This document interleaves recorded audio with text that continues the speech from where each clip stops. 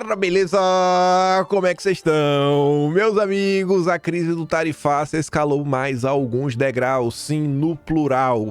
Lula concedeu entrevista para a CNN americana, atacou o Trump abertamente, foi rebatido depois pela porta-voz oficial da Casa Branca, como se fosse pouco. Trump mandou uma carta para Bolsonaro, que é para o Brasil inteiro ver.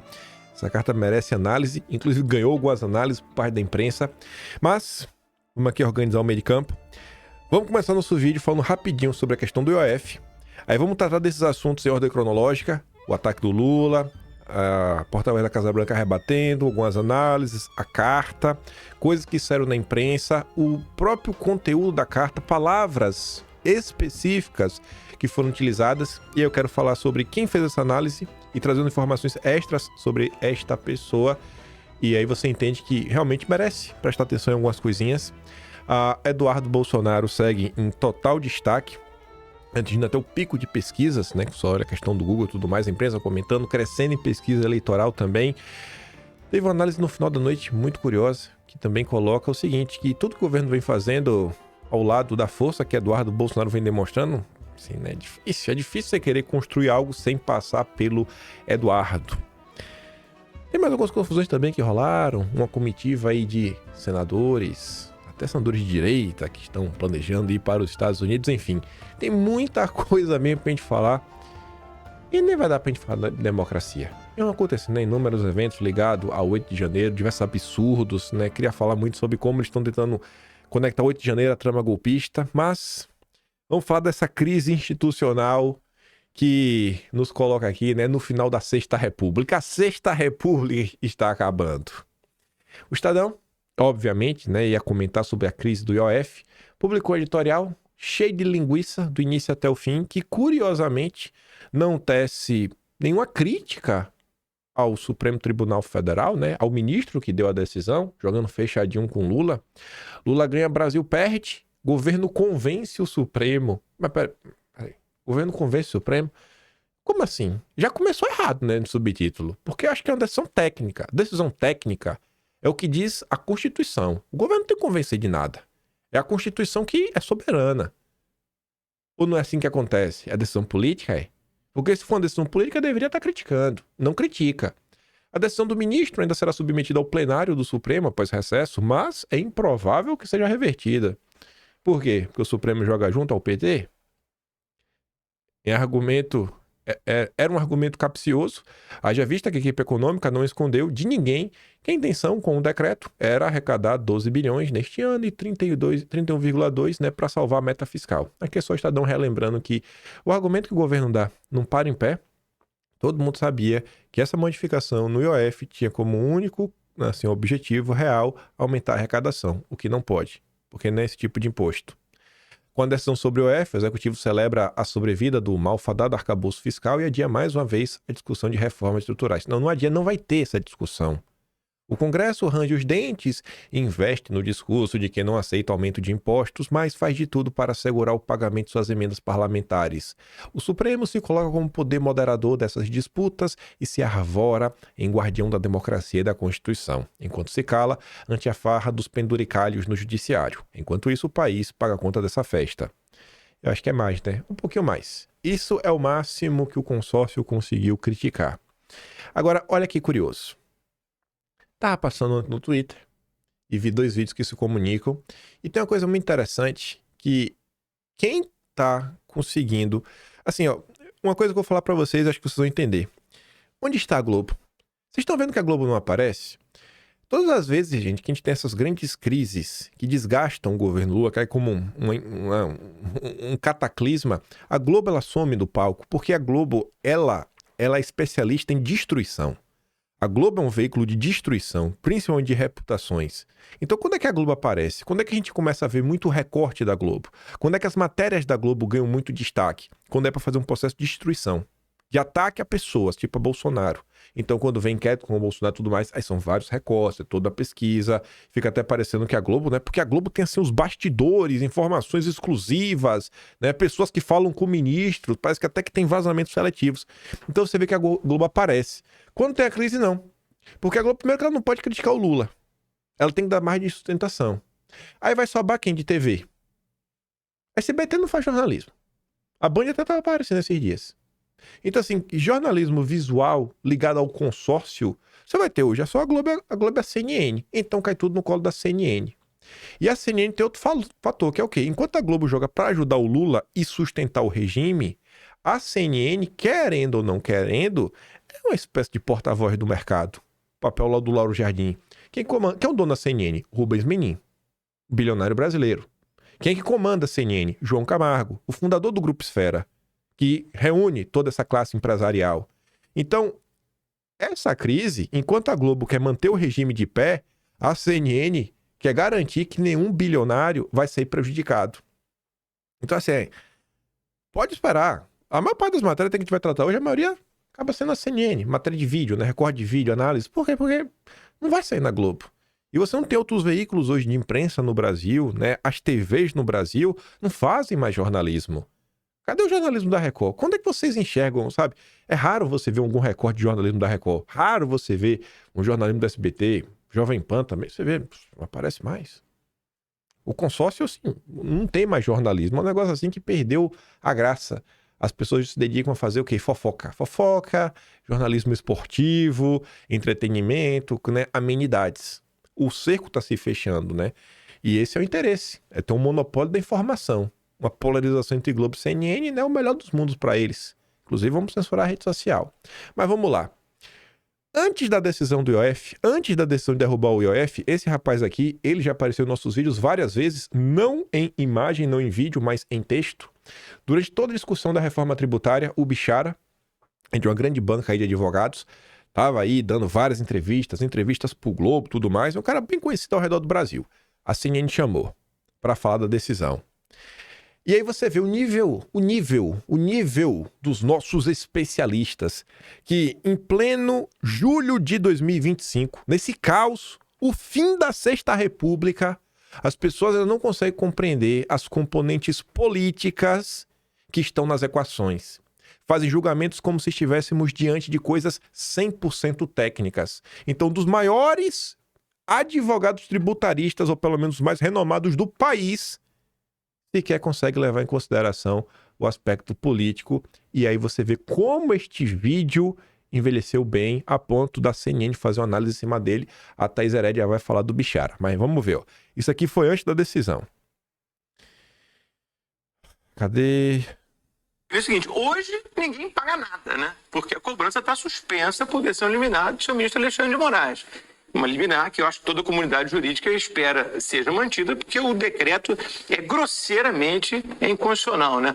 Aliás, eu não posso deixar de notar que é até engraçado, né? Quando a Luciana se refere a fontes do Ministério da Fazenda que disseram que o decreto foi precedido de muito diálogo, né? Todo mundo sabe que não aconteceu diálogo nenhum, foi todo mundo surpreso num decreto que saiu à noite e era tão mal feito que horas depois, em plena madrugada, só para lembrar, houve já um ajuste nele na questão dos fundos, né? Então todo mundo sabe que não houve diálogo nenhum, a sociedade foi pega de sopetão com isso. Agora, a despeito dessa confusão, nós temos uma coisa que a gente precisa ter em mente: o seguinte, essa é uma controvérsia jurídica muito simples, né? O IOF, ele é um tributo regulatório, chamado tributo extrafiscal. Ele não pode ter função arrecadatória. Isso quem diz não sou eu, isso está na Constituição, né? A Constituição, ela expressamente libera o IOF das chamadas limitações constitucionais ao poder de tributar, notadamente legalidade, exigência de lei em sentido estrito, quer dizer, não precisa lei para mexer em IOF, e também não precisa anterioridade, ele pode valer no dia seguinte. Por quê? Justamente porque ele não pode ter função arrecadatória. Ele tem uma função ali de regular mercados. O IOF é um tributo que tem que ser manejado rapidamente, mas jamais com essa função arrecadatória. Isso também quem diz não sou eu, isso disse o senhor ministro Alexandre de Moraes ao conceder a liminar. Então, essa é uma questão juridicamente simples até, né? Eu, pessoalmente, não tenho nenhuma dúvida que o Supremo vai manter a liminar do relator nesse caso e que, respondendo a tua pergunta, os contribuintes não vão ter que pagar nada. Não vai ter que pagar nada, papai. Não vai ter que pagar nada, papai. Uma das lendas da advocacia tributarista do país. Meu Deus do céu. É questão simples, né, bichara? Aí vocês sabem, né? Vai ter que pagar. E calma, não é que vai ter que pagar a partir de agora, não. Com vocês, a grande Thaís Herédia.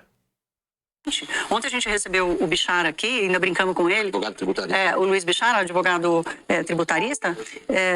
Quem pagou, quem não pagou, o que vai acontecer? Bem, a decisão do Alexandre de Moraes diz o seguinte, é retroativo.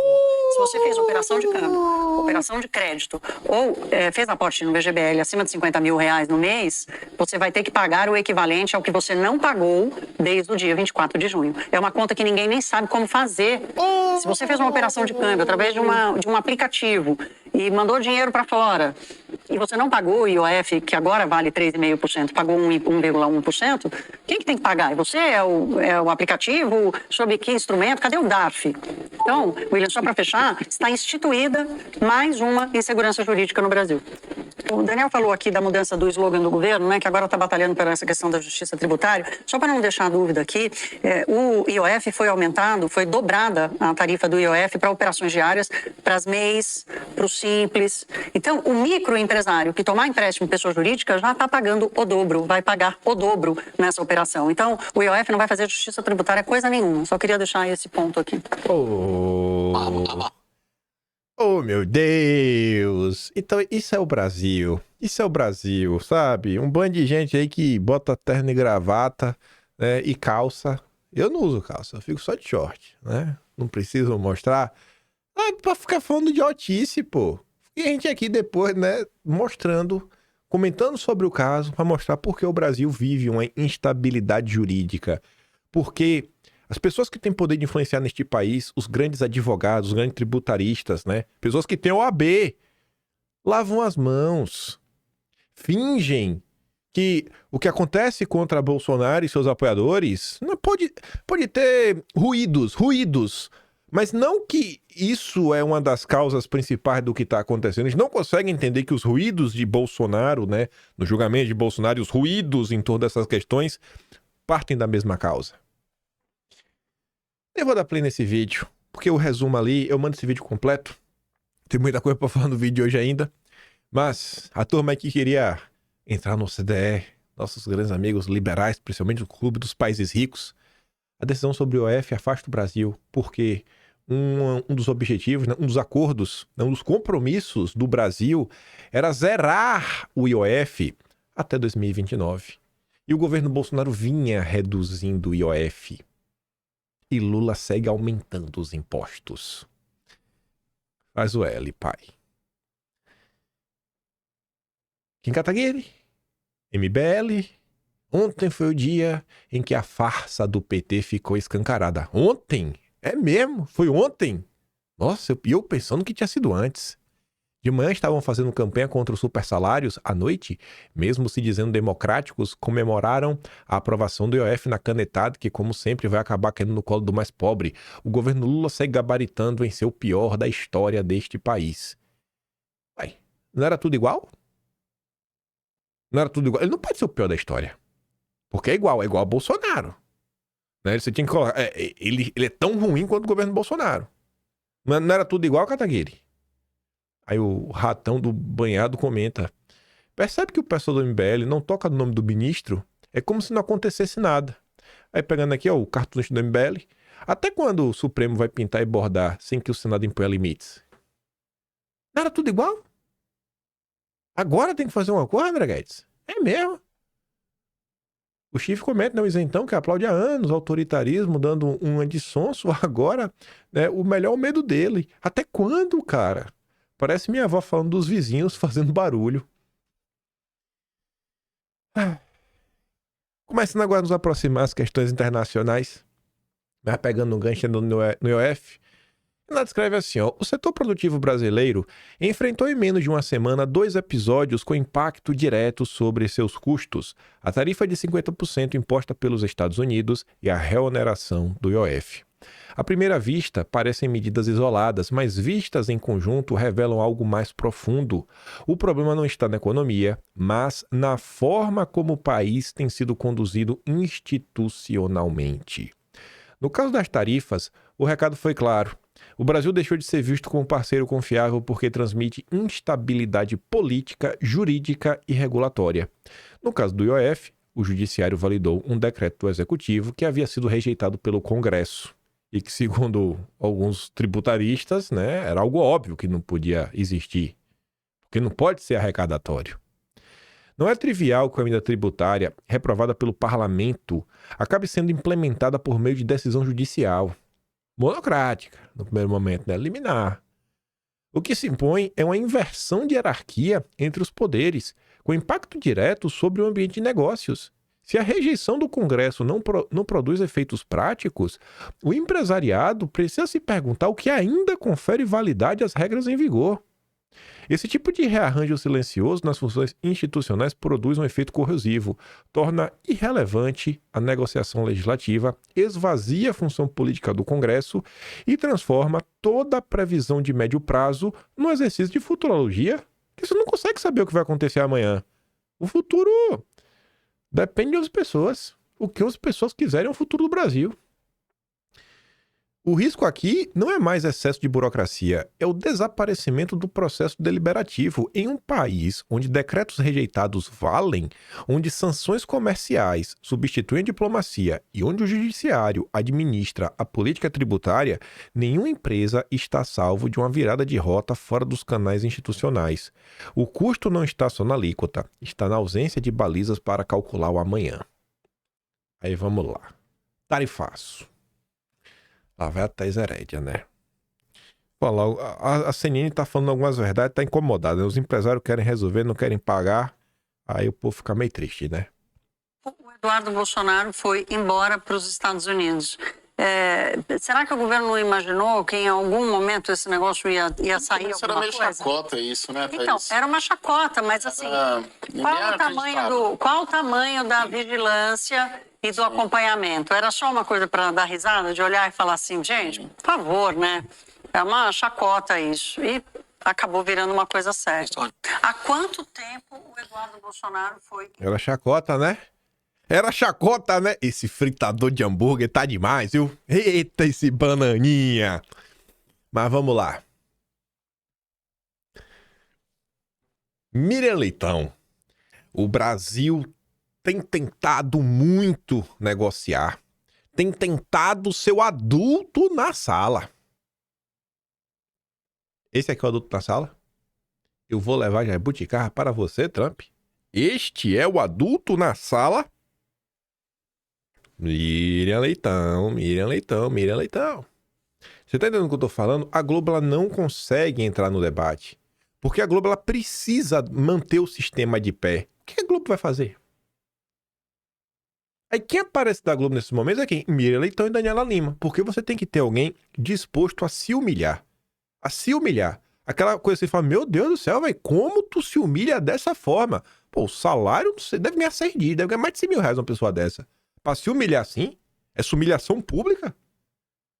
Sabe? Tomando uma rebatida de um perfil chamado Endireita Rio. Sabe? Você fala assim, meu Deus do céu, pô, deve ser um maluco aí em casa rebatendo a Miriam Leitão.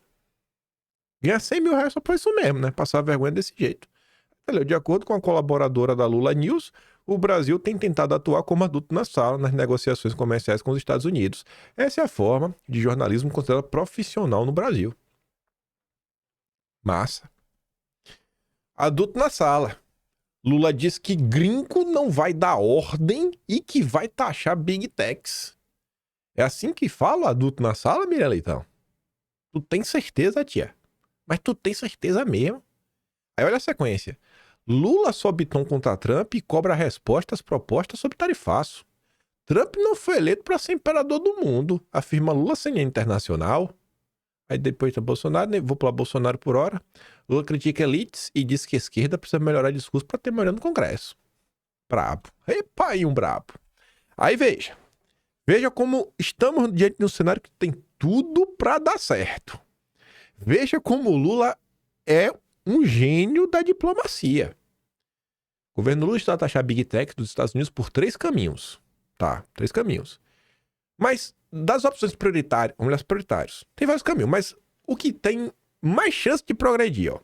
Entre as opções prioritárias, O Ministério da Fazenda está a implementar um imposto, o Haddad imposto, oh meu Deus do céu. O imposto sobre serviços digitais está complicado em diversos países. O Canadá é mencionado por membros do governo como exemplo a ser seguido. Estão falando já, vamos seguir o que o Canadá está fazendo. Mas, aí olha o que aconteceu. O caso canadense mostra que taxar as plataformas protegidas por Trump pode levar o Brasil à mira da artilharia montada pela Casa Branca. Após pressão americana, o ministro das Finanças do Canadá anunciou no fim de junho que o país vai suspender o imposto sobre serviços digitais em antecipação a um acordo comercial abrangente e mutuamente benéfico com os Estados Unidos. A ação do Canadá de taxar as Big Techs gerou uma hecatombe, que depois agora está sendo resolvida. Então assim, ó, Lula quer copiar o que deu errado no Canadá. Gênio da diplomacia. Gênio. Isso, Lula. Siga lá cutucando o cara. Vá lá.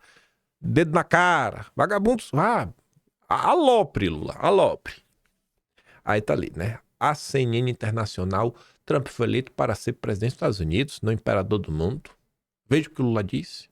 Tá lá. Aqui tá o vídeo. Não vou dar play no vídeo. Já conseguiu entender, né? A principal frase. É o ápice aí da fala do Lula.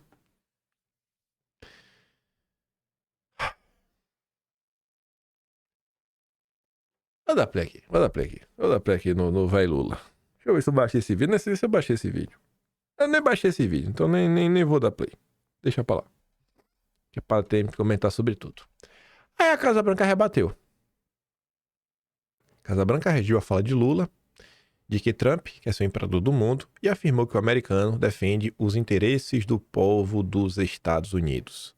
O presidente brasileiro da declaração, a Cristiane Amanpour, jornalista da CNN Internacional. E tá ali, né? O porta-voz falando, cara, o Trump certamente não está tentando ser imperador do mundo. Sai comentando, né? Assim, imagine.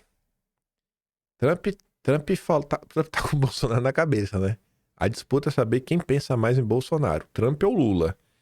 E agora o Lula... Você vê que Trump é um cara... A própria imprensa diz que Trump não sabe separar, né? O seu lado pessoal do seu lado político. Aí o Trump é um cara que às vezes leva pro coração. Então assim, tu tá querendo brigar com um cara que às vezes vai levar coisa pro coração, que vai esquecer que ele é presidente dos Estados Unidos e vai agir porque ele tá pensando nele. Tu realmente acha que este caminho resolve? Tu acha que pensando assim, se você fosse um estadista, presidente brasileiro, que tá tentando realmente resolver um problema, tu acha que é assim que se resolve problemas? Tu realmente acha que é assim que se resolve problemas? Até então, Trump não tinha citado o Lula nominalmente, né, falando mal dele. Já o Lula realmente foi pra cima. Aí o Lula cruzou a linha, né, Lula? Mas tudo bem. Como se fosse pouco, a Casa Branca rebatendo, que já mostra aí que o clima vem aquecendo. O Donald mandou uma carta pro Jair. Bonitinha, né? Casa Branca, né? A Casa Branca. Para o honorável, ao honorável Jair Messias Bolsonaro, 38º presidente da República Federativa do Brasil. Tá ali a carta bonitinha em inglês. Vamos ver a tradução já, né? Bolsonaro colocou. Obrigado aí, Jair. Prezado senhor Bolsonaro, tenho visto o tratamento terrível que você está recebendo pelas mãos de um sistema injusto voltado contra você. Esse julgamento deve acabar imediatamente. Eita, deu um te mata aí, viu? Não me surpreende vê-lo liderando nas pesquisas. Você foi um líder altamente respeitado e forte que serviu bem ao país. Compartilho seu compromisso de ouvir a voz do povo e estou muito preocupado com os ataques à liberdade de expressão, tanto no Brasil quanto nos Estados Unidos, provenientes do governo atual. Agora apontou pra tu, viu, Lula? Tenho manifestado fortemente minha desaprovação, tanto publicamente quanto por meio da nossa política tarifária. É minha sincera esperança que o governo do Brasil mude de rumo, pare de atacar os opositores políticos e acabe com esse regime ridículo de censura. Estarei observando de perto. Sinceramente, Donald Trump, presidente dos Estados Unidos da América, quinta-feira, dia 7 de julho de 2025. Precisa analisar direito, né, o que está aqui. Mas mesmo sem precisar analisar, qualquer pessoa que sabe ler, né, só precisa saber ler. Interpretação de texto básica sabe do que está se tratando aqui. Mas lá vai a CNN analisar. Essa nota aqui, ela... Deixa eu ver se ela aparece em algum lugar. Não, tá aqui, ó. Ela não tem assinatura, tá aqui, ó, da CNN, mas quem fez essa análise, tá aqui já na primeira linha.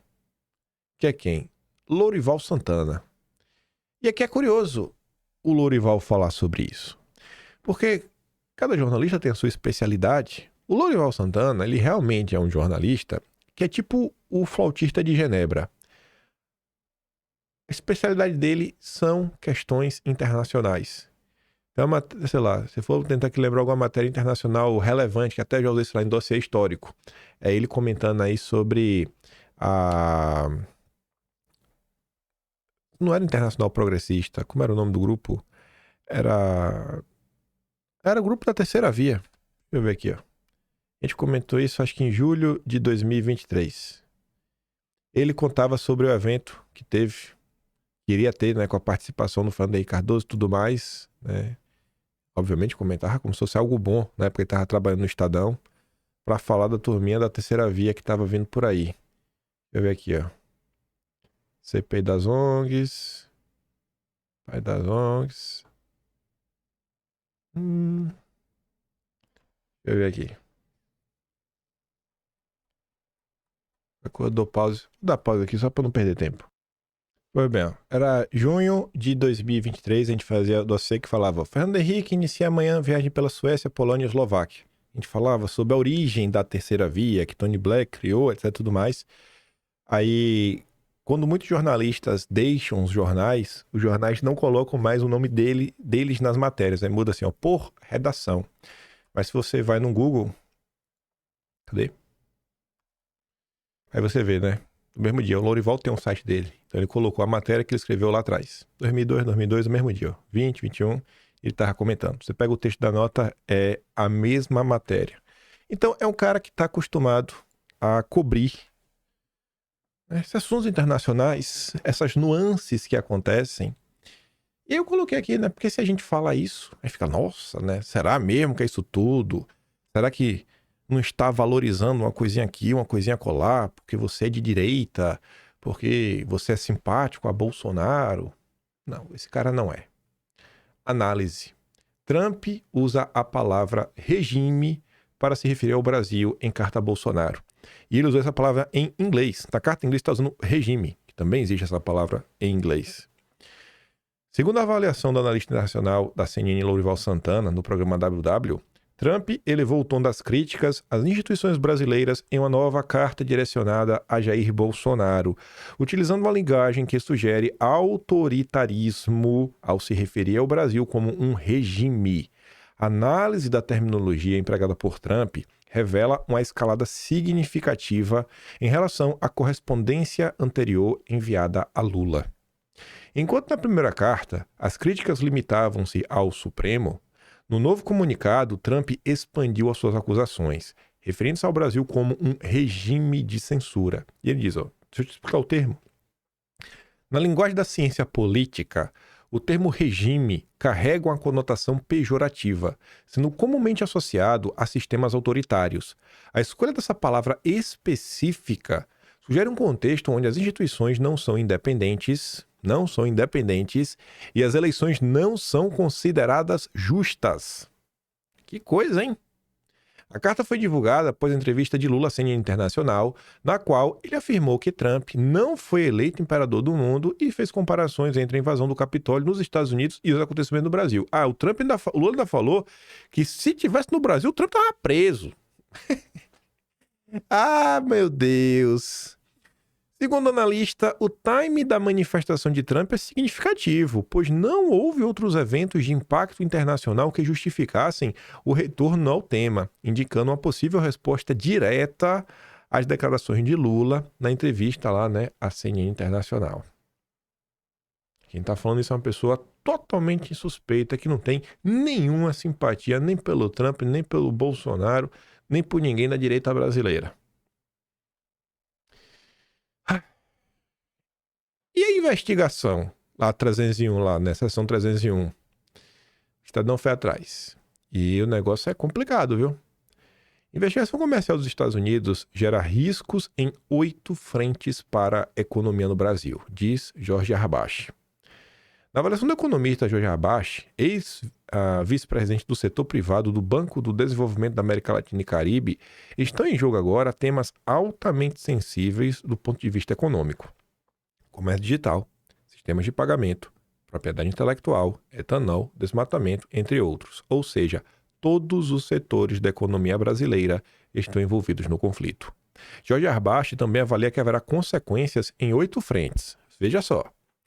Saída de empresas brasileiras para os Estados Unidos, redução da atratividade do país para investimentos diretos estrangeiros, obstáculos ao aproveitamento do capital natural como motor de desenvolvimento, perda de protagonismo na agenda climática, isso até é bom, né?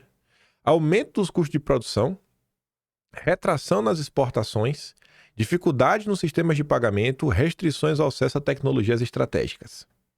Vejam o que o regime brasileiro está causando ao país. Ao que tudo indica, a intenção do governo americano de impactar a economia brasileira vai muito além da imposição unilateral de tarifas de 50% sobre produtos brasileiros. Mais do que uma disputa comercial, trata-se de uma pressão direta para que o Brasil assuma posicionamentos geopolíticos, dos quais tradicionalmente se mantém afastado com prudência. Quem que vai resolver? Quero saber quem vai resolver. E aí? Vocês acham, gente? Quando essa crise começou lá atrás, eu falava, rapaz, eu acho que o povo é meio louco assim, achar não. A galera vai votar no Lula agora, porque o Trump fez isso. Eu acho que essa tese era meio louca desde o início. Com essas novas informações, o que é que vocês acham, hein? Eu vou tentar notícia sobre isso. Já a gente fala dela. Trump escolhe 61 embaixadores no mundo, mas ignora o Brasil. Não precisa, né, nem explicar muito, né? Você vê que a relação com o Brasil não tá boa. Não tá boa mesmo. Não tá boa mesmo. Isso aqui eu já tinha visto, até pensei em colocar no vídeo ontem. Não coloquei e eu acho que isso aqui envelheceu até bem. Eu acho que faz um certo sentido, sem ser torcedor. O Gloves colocou aqui, sei lá, é como se fosse assim, o ciclo do luto, né? As fases do luto, como o pessoal normalmente começa a falar. Primeiro tem o choque, a negação, depois a raiva, depois a barganha, depois a depressão, depois a aceitação. Aí ele comenta, né? Postei ontem para inscritos, mas decidi replicar aqui. Este modelo explica bem como o Brasil reage às sanções. Primeiro momento, negação total, não me afeta, energia altíssima, todos empolgados, instrumentalização da crise para ganhos eleitorais, especialmente por parte do Centrão, por parte de pessoas no PL que querem destruir Eduardo Bolsonaro, como Duda Lima, que trabalha sempre ao lado de Murilo Hidalgo da Paraná Pesquisas, que Murilo, não adianta vir mandar recadinho, sabe, por emissário, que isso, aquilo, outro. Se tu acha, irmão, que deu alguém por trás de mim fazendo alguma coisa, dá queixa no Procon. Vai lá, depois não quebra a cara e chora. Então, não adianta mandar recadinho, Murilo. Não adianta. Primeiro, aí, enfim, né? Passou então pela raiva, com grito de soberania, aqui não. Agora já estão na barganha, negando a retaliação e implorando a saída. Sem respostas, entraram na depressão, desespero institucional, por fim duas saídas. Entregar tudo que o Trump quer, 2, jogar tudo pro alto e atirar o Brasil e seu povo no lado B do mundo. Aí ele colocou depois algumas notícias que foram saindo, né? Desenhando. Estamos na etapa da barganha. Voltarei neste post quando estivermos próximos ao dia 1º de agosto, quando a fase do desespero será clara. Em nova carta dos Estados Unidos, o governo Lula cita indignação com tarifaço, fala em negociar e cobra resposta à mensagem enviada em maio. No documento, o governo brasileiro afirma que a tarifa Trump terá impacto muito negativo nas economias dos países e coloca em risco a parceria histórica. É mesmo? Agora quer negociar, né? Enquanto Lula fica de bravatas. Desespero começando a aparecer. Na próxima semana será ainda mais evidente. Alckmin diz que Brasil quer negociação urgente sobre tarifaço, mas não descarta pedir mais prazo. De acordo com ele, governo e empresas trabalharão juntos neste tema para resolvê-lo. Enquanto a turma tá aí, né? O Lula volta uma casa. O Lula voltou para a fase da raiva e da negação. O Brasil sempre esteve aberto ao diálogo. Fizemos mais de 10 reuniões com o governo dos Estados Unidos e encaminhamos em 16 de maio uma proposta de negociação. Esperávamos uma resposta, o que veio foi uma chantagem inaceitável, em forma de ameaças às instituições brasileiras e com informações falsas sobre o comércio. Contamos com o Poder Judiciário independente. Super independente. Respeitamos o devido processo legal, os princípios da presunção da inocência, do contraditório, da ampla defesa. Tentar interferir na justiça brasileira é um grave atentado à soberania nacional. Só uma pátria soberana é capaz de gerar empregos, combater desigualdades, garantir a saúde e a educação. Só faltou falar da varanda do peido. Cadê a varanda do peido? Essa promessa da campanha do Lula era a mais importante de todas. A varanda do peido. Para o cara poder sair para peidar, para dona de casa assistir a novela da Globo, fazer lavagem cerebral sem cheirar o peido do marido. Cadê a varanda do peido, Lula? Meu Deus, velho. Isso aqui tem a cara da Janja. Lá vai a Janja de novo. Ela não para. Ela não para. Aí alguém deve ter ligado. Meu Deus, quem deu o telefone pra Janja? Aí voltou o painho. Não há vencedores. Tem guerras tarifárias. Somos um país de paz, sem inimigos. Acreditamos no multilateralismo, na cooperação entre as nações. Mas que ninguém se esqueça, né? O Brasil tem um único dono, o povo brasileiro. Não tem vencedor, então ninguém vai ganhar, ninguém vai perder. Então vai perder. Tu vai perder, né, Lula? Meu Deus. Pra que dar o celular na mão da Janja? Pra que deixar a Janja ter acesso ao Twitter do Lula? Aí só pra voltar, né? O Lula falou que o Brasil tem um judiciário independente. Ontem o Lula foi até pra TV. Falar isso na TV. Temos um judiciário independente. E aí a Bia da Caserna fez essa colagem. O ministro que faz o L, junto com o ministro, né? Foto do ministro com boné do PT, viraliza. E o advogado do Lula que virou ministro, né? Então, independente. É independente demais. Nossa Senhora. Eu nem trouxe a matéria. E você vê que mais uma vez a CNN, né? Quando o tarifaço for efetivado, a colheita eleitoral não será efêmera? A gente tá falando isso desde o primeiro dia. Mas eu fico de cara o seguinte. Tem uma galera que é bem testada na política, que essas pessoas elas são especializadas em questões de comunicação. Pessoas no plural. E eu fico assim, eu falo, tipo assim, é gente que recebe clipping diário, sabe como é que é feito o clipping, gente que sente o rastro de quem só tá plantando nota na imprensa e tudo mais. Só que essas pessoas, assim, quando tem essas crises, elas entram assim em paranoia e elas realmente acham que, meu Deus do céu, agora o que tá acontecendo? Por quê? Tá todo mundo falando que a culpa é do Eduardo, meu Deus, agora o Lula vai vencer a rede social. E as pessoas não conseguem perceber que a crise estava sendo instrumentalizada desde o primeiro momento, porque existe um ódio contra Bolsonaro, que obviamente é estendido a toda a sua família. Os liberais não os querem de jeito nenhum na presença desse país, de jeito nenhum. O Centrão também não. Então, no primeiro momento, tudo foi utilizado não para falar do problema real, mas para destruir Bolsonaro. Gente, não faz sentido lógico falar que o Lula vai sair fortalecido.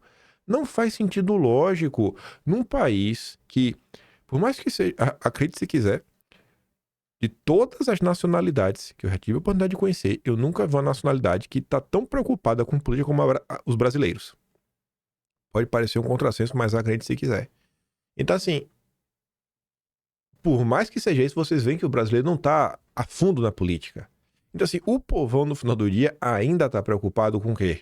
Com o preço das coisas. E o povão odeia o sistema, independente de qual sistema que seja. Odeia gente com dinheiro, juiz, isso não cola. Então, era óbvio que não ia para colar para lugar nenhum. Aí agora a CNN vem falar o óbvio. Olha, Será que esse negócio não é efêmero? Será que não vai acabar? Até quando vai durar, né? Porque a crise vai chegar, vai abater. E quando isso acontecer, vai ser barata voa para todos os lados. Não vai ser legal. Não vai ser legal.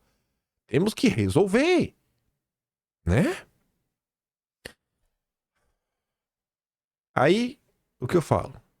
Olha o que a Globo aparece. Pra falar de Bolsonaro. E quem é que disse que ele vai lá negociar com o Trump, né? Falando do Bolsonaro. Não tem o menor sentido nessa proposta. Não tem o menor, Merval. O Trump falando mais de uma vez que Bolsonaro, um dos maiores, né, negociadores que ele pôde, né, cara duro, o cara não deixa, falando, cara, eu quero estudar pra negociar com o Bolsonaro. Mas não. Bolsonaro é um dos principais causadores dessa confusão toda. É ele e o filho dele? Ou é o regime? Eu acho que é o regime, Merval. É o regime, Merval, não é a vítima, é a causa. Você tá atrapalhando, você tá colocando a vítima como problema. Você tá colocando a vítima como problema. Aí você sai da Globo, vai pro empresariado. O empresariado tá tentando falar. Na Globo não vai falar. A Globo tá fechada com o regime. Não, esse aqui é impagável, velho. Esse aqui é aquela constatação assim, ó. Eu me lasquei. Estou lascado. Com vocês, né? O Caio Junqueira. Eu gostei quando a Edson escreveu assim, ó. O cansaço na voz do Caio tendo que admitir o que não quer admitir. Ele teve. Jogou a toalha. Arregou. Quem é que está coordenando a estratégia brasileira? Não tem quem está coordenando a estratégia brasileira nos Estados Unidos. Não, aqui. Aqui, o Sidônio Palmeira, o marqueteiro do governo, participa de todas as reuniões para decidir isso. Né? O ministro da SECOM, ele está coordenando. Claro que tem o vice-presidente Geraldo Alckmin, fazendo, tem que fazer, eu até acho que ele está fazendo o que ele tem que fazer. Ele é vice-presidente, ministro da Indústria e Comércio. Agora, o Daniel colocou, né, a gente tinha essa informação ontem também, a embaixadora do Brasil em Washington está de férias. O ministro Mauro Vieira estava na Irlanda. A embaixadora do Brasil está de férias. O Mauro Vieira, que é o juizado na Irlanda. Vamos continuar. Acho que votou hoje, na Irlanda. Celso Amorim submergiu. O presidente Lula dando as declarações escalando. Celso, por que será, né? Manda o Celso Amorim, Caio. Vai, pede aí. Vai lá, Celso Amorim. Vai lá, vai. Vai, resolve, Celso Amorim. Vê se a diplomacia bélica do Celso Amorim vai colar.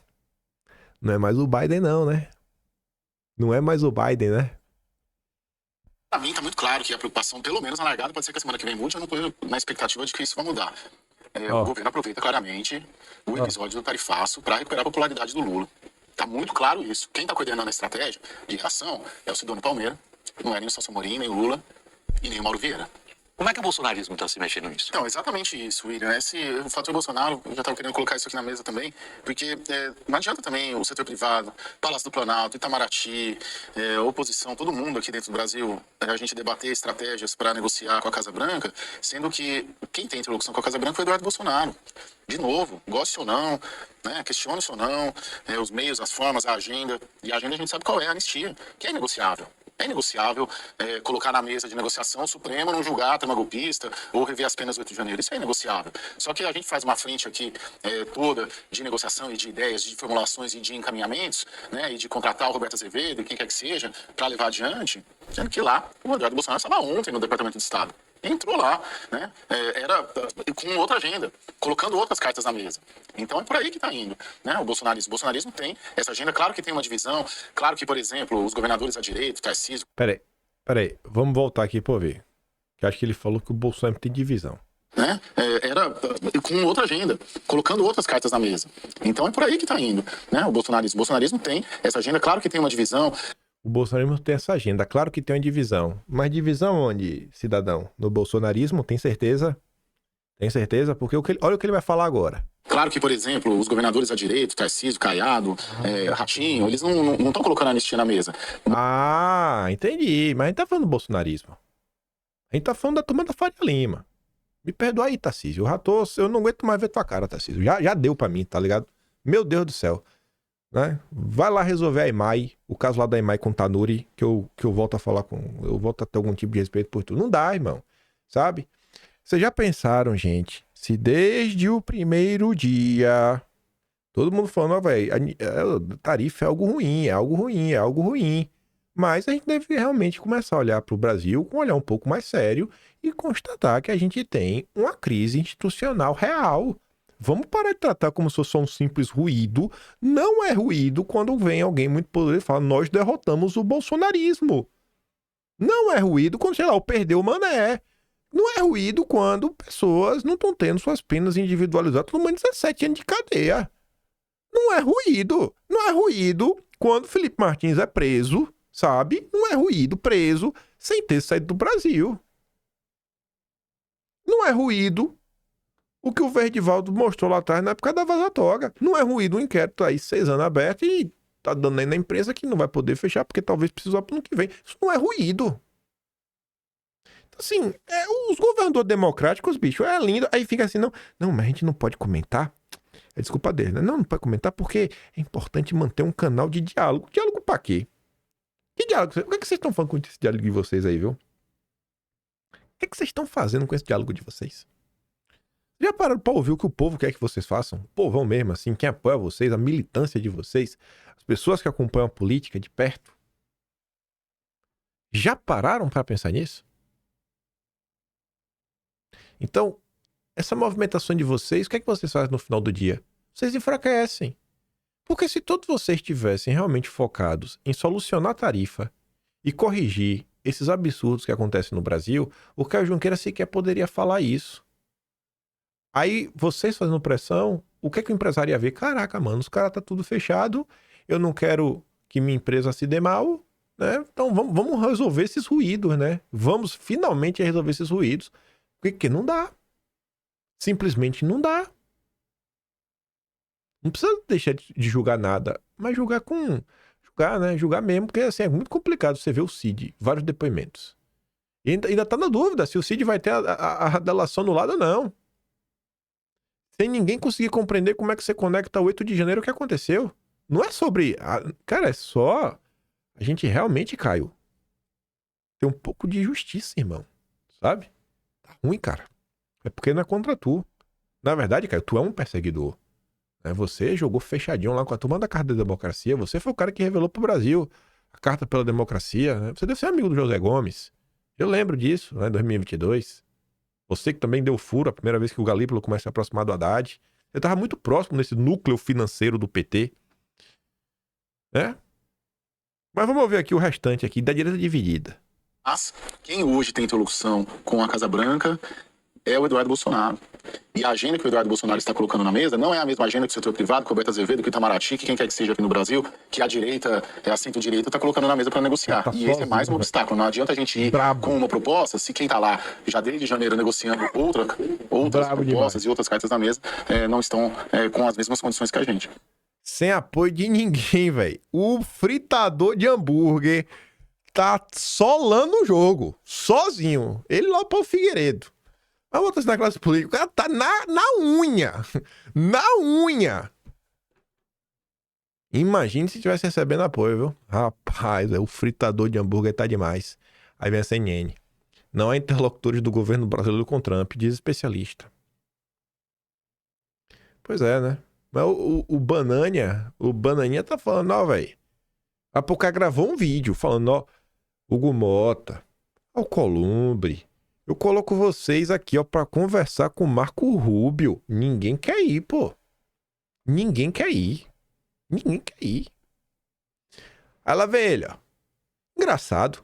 Veja um pessoal reconhecendo que há injustiças no Brasil e chama isso de excesso, né? E chama isso de excesso. Mas vem, na sequência, uma opinião limpinha, rechaçando o Trump, sugerindo que devemos consertar isso internamente. Eu tô aguardando até hoje pra saber como é que faz. E aí, velho, como é que resolve internamente? Eu não sei, assim, ele tá falando pessoal. E, obviamente, isso aqui é no plural mesmo, né? Não é uma pessoa só. Mas pra pegar aqui um exemplo, né?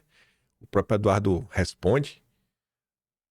O grande Cleitinho. Escuta isso aqui. E agora que eu quero me posicionar, como eu já me posicionei que eu sou contra esse tarifaço, eu acho que 100% da população brasileira é contra esse tarifaço. E eu sou brasileiro, independente de quem é o governo hoje, eu não sou aliado do governo, mas eu sou brasileiro e eu vou defender o meu país. Isso. Então vamos falar aqui, 25 de março, Isso. senador Eduardo, e também o Pix. Isso. A 25 de março, gente, desde quando eu entendo por gente, já existe a 25 de março. A 25 de março não veio agora por causa do governo Lula, não. O Pix foi criado, inclusive, no governo Bolsonaro. O bicho é tão fraco que ele caiu na fake news do Pix. O maluco caiu na fake news do Pix. Mas tudo bem. Então o que eu estou sendo aqui é coerente, é prudente, eu não estou sendo hipócrita. Eu estou contra isso aqui e eu espero que os Estados Unidos, o Trump, não faça isso. E que aí venha o governo Lula, junto com o Alckmin, que também está articulando também, né? Que possa abrir um diálogo para que isso não venha a acontecer aqui no Brasil. Porque no fim de tudo, gente, no fim de tudo, sabe o que vai acontecer aqui? Quem vai se ferrar com isso aqui é o povo. Quem vai ser prejudicado com isso aqui é o povo. Então eu deixo qualquer ideologia para trás. Que ideologia que tu tem, Cleitinho? Tu aí é fã de Virgínia das Beths. Tua ideologia, parceiro, é o populismo barato, sabe? É fazer teatro. Tua ideologia é ser um mamador do Pablo Marçal. É isso que tu nasceu pra ser, sabe? Ser aí palhaço. Que o povo te demita. É uma vergonha o povo ter eleito um cara desse. Papo furado retado, sabe? Só jogando pra torcida. Opa, eu esqueci de colocar. Eu queria mostrar pra vocês os números. Essa postagem do Cleitinho tá assim...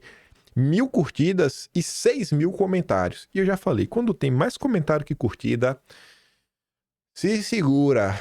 O bicho tá tomando tanta paulada nos comentários que acho que vocês conseguem imaginar o porquê, né? Aí, quem que vai resolver agora? Nosso astronauta. Vai, astronauta, brilha. Deixa eu ver. Nem baixei a porcaria do vídeo, também não precisa. Missão diplomática, enquanto o governo atual falha na diplomacia, né? Vou representar o país. Ele é brabo. Lá vai ele. E aí tá. O vencedor tá aí falando que o astronauta vai construir o caminho pra resolver. Aí eu te pergunto, quando é que ele vai? Vai com quem? Procuraram o Eduardo Bolsonaro? Quem traz mais informações é a Globo. Com o ex-ministro de Bolsonaro, o Senado anuncia grupo que vai nos Estados Unidos tentar acordo bilateral. Eles estão indo, gente. Olha só. A tarifa entra em vigor no dia 1º de agosto. Tu acha que tu chegando em Washington, dia 29, ficando lá até dia 31, tu acha que do dia 29 ao dia 31, faltam 3 dias, tu acha que é o momento certo pra ir? Tu não acha que não devia estar agora, indo lá hoje, amanhã, segunda-feira? A turma aí que não precisa se preocupar com o preço da passagem, quem paga a passagem deles é vocês, e ainda vão de primeira classe. Aí vai o astronauta, com a Tereza Cristina, Carlos Viana, que estava na Revista Oeste, dando ataque de pelanca, Jacques Wagner do PT, porque não tem ideologia, Esperidião Amin, Rogério Carvalho do PT também, Fernando Faria do MDB. Pronto. Mas falar com o Eduardo... Ninguém fala. Tu vê como são as coisas? A direita tá dividida. Cadê você aí que algum dia, você que algum dia já escreveu: briguem no privado, vamos unir a direita. Vocês já viram a esquerda brigando entre si? Quando que tu vai parar de falar essa idiotice e tu finalmente vai entender que tem que realmente dividir mesmo essa porcaria? Tem que dividir mesmo. Fala assim, ó, quem quer resolver de um lado, quem não quer resolver do outro. Tu acha que alguém aqui tá querendo resolver alguma coisa? O cara tá falando, ó, velho, tá aí na mesa. Eu coloco vocês pra sentar com o Marco Rubio, conversar, discutir, resolver o problema. Ninguém quer. Felipe se coloca aqui à disposição, ó. A Credem não terá recesso. Estarei à disposição para fazer a interlocução do agro, da indústria, de todo o setor produtivo com o governo Trump através do Eduardo Bolsonaro, que é quem de fato tem entrado com o governo americano. Tá aqui, ó, tá a comissão de disposição. Não vou sair de férias, vamos trabalhar. Quem quer dá um jeito. Aqui está o porquê das comissões que os intergalácticos do Clube do Livro estão atacando de novo. Felipe Barros é melhor que qualquer um deles. As pautas são extremamente complexas. O cara trabalha arduamente. Cadê o Sabugosa? O Sabugosa não posta no Twitter desde 28 de junho. Ou é 27 de junho? Nem sei. 28, 27. Deixa eu ver aqui no Twitter. Deixa eu ver aqui o Sabugosa. Eu vou ter que perturbar o Sabugosa. Cadê o Sabugosa? Bota aqui, ó. Vamos ver o Sabugosa. Ó. Vamos ver aqui, ó. Dá um zoom. Vamos lá, Sabugosa. Aqui, ó. Desde o dia 28 de junho, pra falar dos traidores de São Paulo, ela postou no editorial do Estadão pra reclamar do aumento do número da bancada. Só isso. Ô, Sabugosa, esse perfil aqui, ó, ela tomou do quinto elemento também, viu? Cuidado aí, velho. Tu que nos odeia, Sabugosa. Tá compartilhando errado, viu?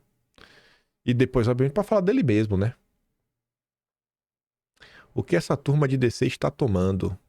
DC é Washington, né?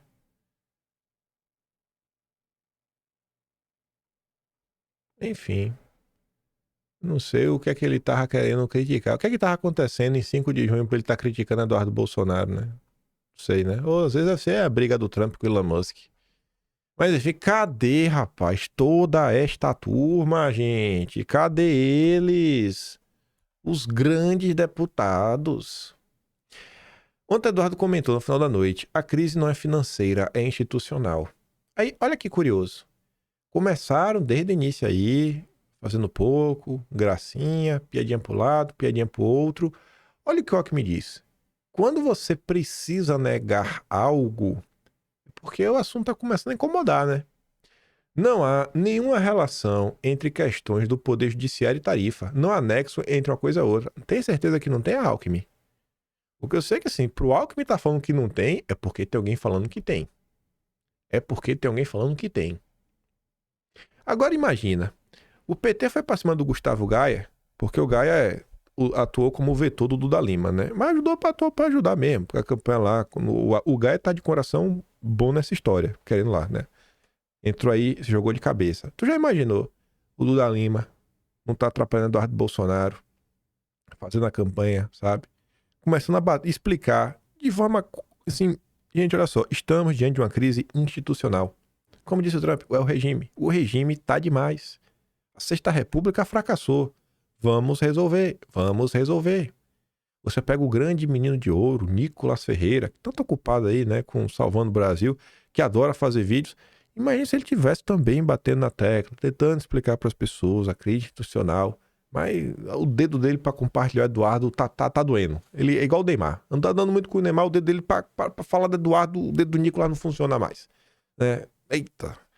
Eduardo devia comprar uma máscara do Nicolas. Ou então usar o IA, que aí Nicolas compartilha. Ele vai estar compartilhando ele mesmo, né? Faça isso, Eduardo. Aí tu vai ver. Vídeo com fundo preto brilhando. Eu tô sem paciência com toda essa turma, sabe? Porque na hora do vamos ver, tu vê. Na hora do vamos ver, tá lá Eduardo sozinho, como todo mundo pontuando, né? Todo mundo deixou o Eduardo. Vai lá, Eduardo, resolve lá, irmão. Aí o fritador de hambúrguer, olha lá de novo, ó. Washington Post. Um filho de Bolsonaro está trabalhando em estreita colaboração com a Casa Branca para impor sanções e tudo mais, né? O juiz. Lá vai. Ah, esse fritador de hambúrguer tá demais. Contra tudo e todos. Eu não sei o que vai dar no final dessa história. Eu espero que consigam resolver essa questão da tarifa. E, acima de tudo, eu espero que o Brasil volte à normalidade institucional. Mas, enquanto isso não acontece, saiu pesquisa eleitoral ontem. Cerca de 2/3 da população acreditam que o melhor é Bolsonaro não se candidatar e apoiar outro candidato. Aí a pesquisa é fake, é manipulado, né, pelo Lula, pela Faria Lima. Aí o Eduardo Bolsonaro comenta, né? Beleza, irmão. Então cobra aí o Tarcísio. Ele tá apoiando o Bolsonaro para presidente. Fala aí. A Pantera Cor-de-Rosa tá demais. Os liberais instrumentalizaram a crise desde o dia zero. Desde o dia zero. Chance da direita perder as eleições de 26 é grande. Grande. Meu Deus do céu, gigantesca. Espero que Trump realmente ajude a restabelecer a liberdade no Brasil com algo que consiga resolver. Enfiar tarifa só piora a vida do povo e do empresariado sofrido e ferrado. Pronto. Aí o Eduardo diz, isso porque é essa eleição. Se ninguém parar o ministro, a crise institucional seguirá e o reflexo na economia será ainda pior. Trump não vai reconhecer a eleição sem auditoria e sem oposição. Não precisamos chegar neste nível para acordar. E ele deixou um link lá explicando. Aí, olha que curioso. Lauro Jardim, porta-voz do sistema, agora de madrugada, 5h53 da manhã, Lauro Jardim, né? Apesar de erros de um tarifaço, o Centrão dobra a aposta em Tarcísio, candidato a presidente. Olha como Faria Lima, os liberais, o Centrão, seguem instrumentalizando a crise. Nada disso, porém, alterou o sentimento de quem manda no Centrão. Resumo um dos líderes. O Centrão está 100% com ele, mais do que nunca. O Tarcísio é o candidato. A pesquisa da Quest reforça que ele é o único que pode bater o Lula. O entendimento dos aliados de Tarcísio no Centrão e no PL é que a eleição está muito longe e nenhum dos erros cometidos nos últimos 10 dias é capaz de alterar as chances dele numa disputa. Vai, se tá longe, também outros candidatos também podem subir e descer, não? E curiosamente, era pra ter vindo ali até antes. Não, aguenta isso daí. Grave isso daí na cabeça. Grave isso na cabeça. Vamos voltar. Chance da direita perder as eleições em 26 é grande? Espero que Trump realmente ajude a restabelecer. Aí vem o Brasil em fúria. Bolsonaristas reflitam. Caso Trump, que está com popularidade baixa, não conseguir emplacar um sucessor e um candidato democrata vencer, e esse candidato democrata arruma briga com o Bolsonaro e derruba ele da mesma forma que Biden fez em 2022, vocês não percebem que é extremamente perigoso o Brasil ficar dependendo dos Estados Unidos para resolver seus próprios problemas? O Brasil tem que resolver suas questões por conta própria? Vocês devem tentar reabilitar o presidente de vocês por conta própria? Sim. Como? É para fazer o quê, cara? É assim, eu queria muito saber o que o pessoal quer que faça. Eu acho que eu realmente espero que o Brasil um dia consiga resolver o problema por conta própria, mas tá que tá, né? Aí, vamos lá. O Centrão, os liberais estão instrumentalizando a crise. Veja isso daqui, ó. Escute isso daqui. Escute isso daqui e fique se perguntando quem foi que foi conversar com Pedro Venceslau. Pedro Venceslau é quem volta aqui para a tela, porque, Pedro, aliados de Jair Bolsonaro avaliam que um nome tem ganhado força para 2026 neste debate, neste embate entre o deputado licenciado Eduardo Bolsonaro, do PL de São Paulo, que está lá nos Estados Unidos, e o governador paulista Tarcísio de Freitas, do Republicanos. Quem é este nome, Pedro? Michele Bolsonaro, a leitura é essa. As fontes do PL com as quais eu conversei disseram que As fontes do PL com as quais eu conversei.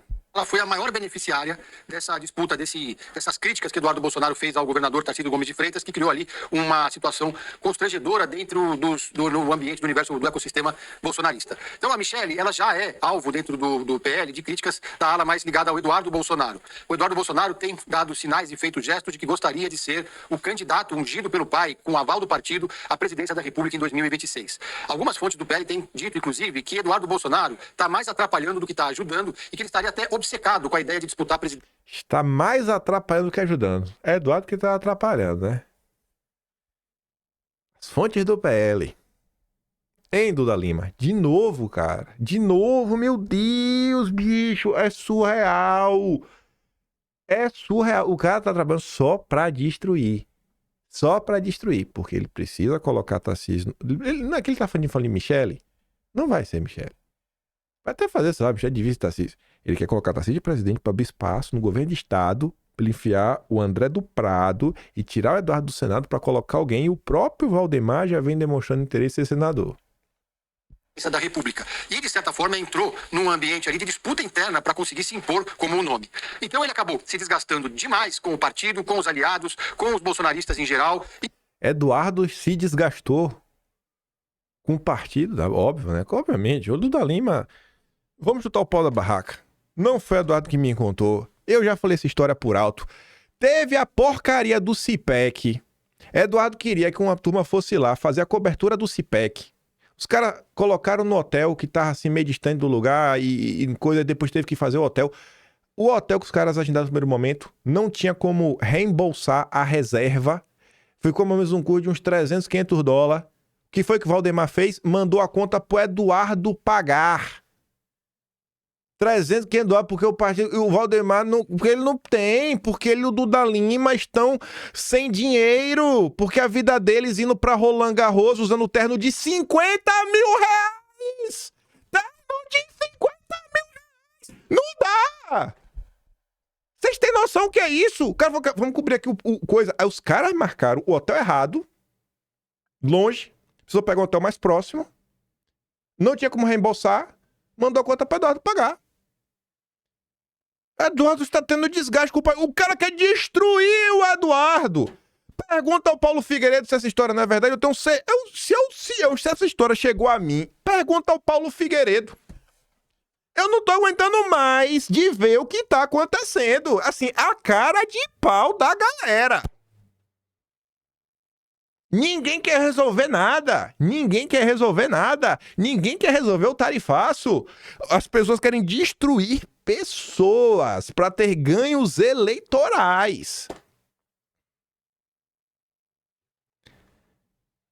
Foi desautorizado pelo próprio pai, o ex-presidente Jair Bolsonaro, depois de ter criticado o governador Tarcísio Gomes de Freitas e, no segundo momento, subiu ainda mais no tom contra o governador, que também é apontado como um candidato à presidência da República, mas que não conta com o aval de alguns setores do bolsonarismo.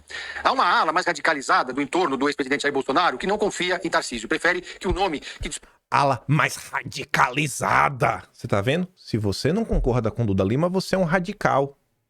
Aí, vamos lembrar de umas coisinhas? Eu adorei que o Velimigo trouxe essa matéria. Essa tese estava na minha cabeça, mas eu não lembrava que isso aqui tinha sido na imprensa. Para líderes do Centrão, opção de Bolsonaro para 26 depende de um Lula mais magro nas pesquisas. Porque qual era a tese que o pessoal sabe disso? Se o Lula fraco, com a certeza que o Lula vai perder para qualquer pessoa, por que Bolsonaro cederia se o Lula perde para qualquer um? Vai meter o Eduardo mesmo e acabou.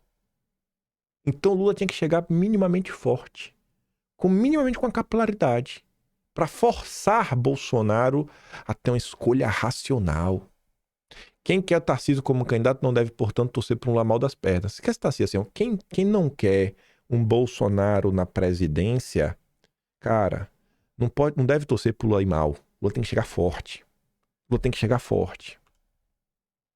Aí a mesma pesquisa da Quest, que diz que agora, depois da pesquisa da Quest, Ismael Tarcísio, Eduardo dobra sua força como o candidato do Bolsonaro. Que coisa, né? Sem mandato, sem um cargo no executivo, com várias secretarias, poder fazer 1000 entregas, sendo destruído pelo próprio partido, todas as redes do PL sequer dão espaço para Eduardo. Por senhor Nicolas na eleição tinha até jato particular à disposição. Importante mesmo, o cara traz voto. Pro Eduardo, nada. Pra senhora Michele Bolsonaro, a equipe de filmmaker, isso, aquilo, outro, beleza, tem que ter mesmo. Também é um canhão de comunicação. Agora, assim, só jogam contra o cara, pô. Não é pra tirar dos outros, não. É só pra dar um tratamento minimamente decente pra ele. Por isso que quando o Eduardo chegou e falou, ó, existe a possibilidade de sair, quando ele falou aquilo, eu falei, eu sei por que ele tá falando isso. Eu sei porque ele tá falando isso. Esse maluco aí tá apanhando calado. Esse cara aí tá apanhando calado. Tá apanhando calado. Mas tá apanhando calado. Não conversa com o Eduardo. Vai lá cobrar o Paulo Figueiredo pra saber o que é. Paulo Figueiredo tá lá com ele, nos Estados Unidos. Paulo Figueiredo gosta de umas treta conversa. Pergunta lá o Paulo Figueiredo. Tantas coisas que não tá acontecendo. E tá todo mundo vendo. Tá todo mundo escutando. Pergunta aos deputados. Todo mundo também sabe o que está acontecendo no PL. E fica com todo mundo cara de paisagem. Todo mundo sabe. Todo mundo sabe, mas fica todo mundo cara de paisagem. Tá chato fazer cara de paisagem, sabe? Tá chato. Chato fazer papel de otário. Buscas no Google para Eduardo Bolsonaro atingem pico nos Estados Unidos. Tá isolado. Cada vez mais isolado. Cada vez... Ninguém gosta desse cara mais. Ah, é duro, viu? É duro. É duro demais. Falo pra vocês, isso não é birra. O cara, quando é marqueteiro, quando tem várias empresas de marketing, prestando serviço para várias prefeituras ao redor, principalmente do estado de São Paulo, igual o Duda Lima, ele tem acesso à imprensa. Porque durante a campanha municipal, ele botou pros candidatos dele rodarem, mas rodarem com força. Inclusive, quando ele mesmo quer falar, como ele falou na semana passada, colocando notinha no Lauro Jardim, foi semana passada, foi nessa semana, ele foi lá e colocou. Quando ele quer falar, ele foi agora lá bater na porta do Boninho da Veja, mas nota saiu pelo Pedro. Marqueteiro do PL diz que Lula tentou copiar Bolsonaro em pronunciamento. Tá tentando ganhar destaque no debate público. Porque tá todo mundo vendo as porcarias que ele tá fazendo. Tá feio. Ontem eu falei do Paulo Junqueira, né? Aí o Paulo Junqueira depois tô ouvindo, Agri apoia Bolsonaro, mas por trás não é Paulo Junqueira. Não tiro nada do que eu falei, o print tá aí. A instrumentalização dessa crise para não resolver nada, para manter o Brasil no buraco em todos os sentidos, tanto economicamente quanto na falta da liberdade, é surreal. Surreal. Um dos principais nomes da equipe de marketing do PL, Duda Lima, disse ao Radar que Lula tentou copiar o capitão no pronunciamento que fez a nação. O profissional ainda revelou uma irritação quanto ao tema, insinuando que a performance do petista foi uma cópia do seu trabalho. Rapaz, pronto. Agora é Duda Lima que fazia os pronunciamentos de Bolsonaro quando o presidente. Eita, bicho mentiroso! Se perguntarem por que eu fiz a provocação análise, pode dizer que eu fico puto, né? Com esse povo me copiando. É o brabo. É o Nizanguanais de 2025. Virou o Nizanguanais. É o filho do Nizanguanais com o Washington Oliveto. Pronto. É o filho do Nizanguanais com o Washington Oliveto. Depois de uma noite de amor, regada a catuaba. Rapaz, é surreal o que tá acontecendo. E ele tomou esses dias, né? O seu Duda Lima. Você tomou, porque isso aqui foi pra você, né, Duda Lima?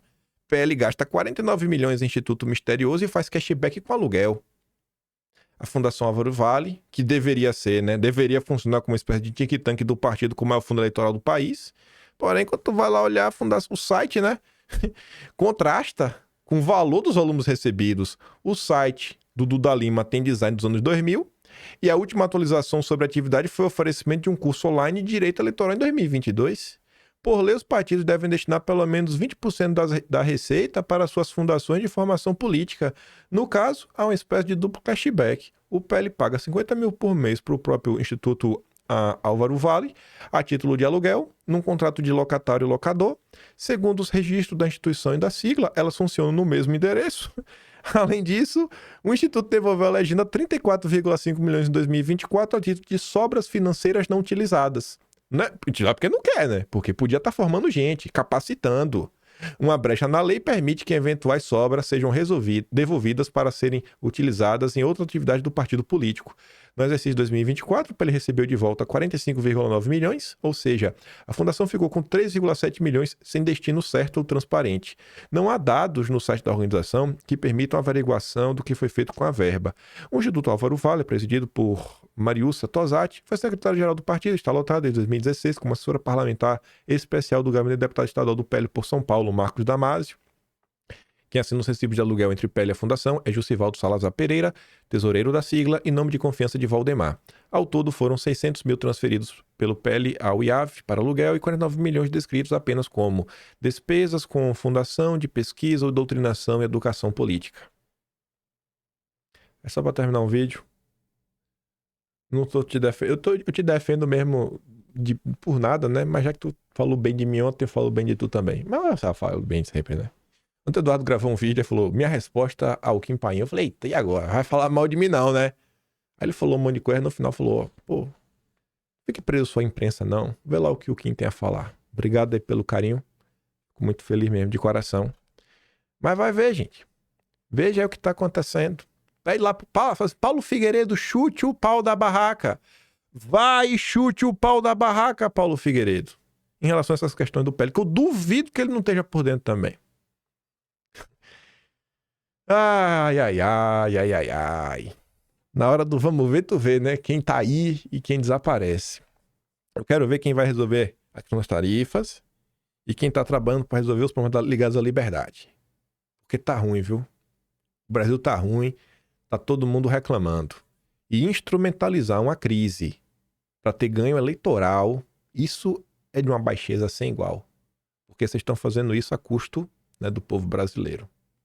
Enfim. Não quero saber o que vem antes, depois, etc. Eu quero saber quem vai resolver. O problema tá agora. Tá aí, ó. Existe um problema. Quem vai resolver? Definir. Vou mandar os vídeos que eu dei play lá no Telegram. Link tá sempre na descrição. Se gosta do meu trabalhinho, quiser dar um pouco mais, posta lá no canal. Tem um botão de valeu. Tem um Patreon na descrição e tem um Atlas Brasileiro. Kimpai.com.br. A gente vai registrar tudo isso. Estamos registrando, obviamente, né? E a versão bonitinha do Atlas lá de maio já está disponível também. Vejo vocês amanhã. Aquele grande beijo e abraço. E hoje é sexta, né? Hoje é sexta. Tamo juntos. Fui.